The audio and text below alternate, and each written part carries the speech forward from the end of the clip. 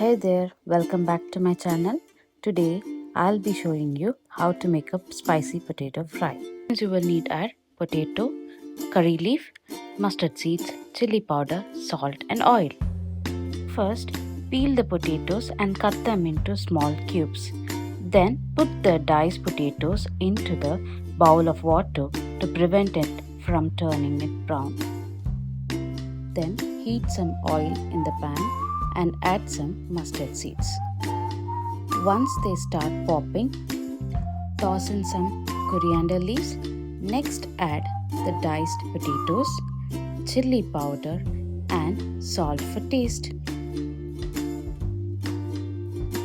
I'm adding some water so that the potatoes can cook. And then stir them well.